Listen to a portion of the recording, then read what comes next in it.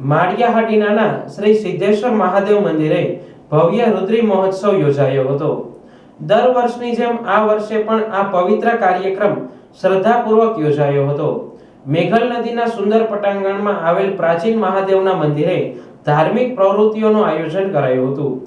કાંઠે બિરાજતા સિદ્ધેશ્વર મહાદેવના સાનિધ્યમાં દર વર્ષે રુદ્રીનું આયોજન કરવામાં આવે છે અને આ રુદ્રી સમસ્ત ભાઈઓ તથા બહેનો આમાં ફાળો આપી અને કરવામાં આવે છે અને આમાં કોઈ પણ એક વ્યક્તિનો સહકાર નથી, બધાનો છે અને બધા અહીંયા મહાપ્રસાદ લે છે અને આ રુદ્રીની અંદર દરેક ભાઈઓ તન મન ધનથી સેવા આપે છે। ખૂબ ખૂબ ધન્યવાદ તે બધાને।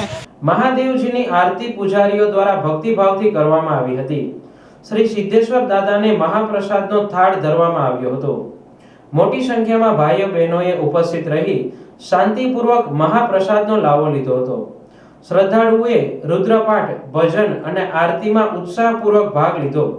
સમગ્ર વાતાવરણ ધૂપ, દીપ અને મંત્રોચ્ચારથી પાવન બન્યું હતું।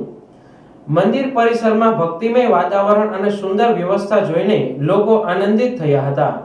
આપણે માળિયાહાટીના સિદ્ધેશ્વર મહાદેવ મંદિરની અંદર દર વર્ષે રુદ્રીનો પ્રોગ્રામ અહીંયા કરવામાં આવે છે અને સ્વયંસેવકો ખૂબ જ દિલદય અને જે કામ કરે છે અને અંદાજે 1000 થી 1100 માણસો અહીંયા પ્રસાદી લે છે।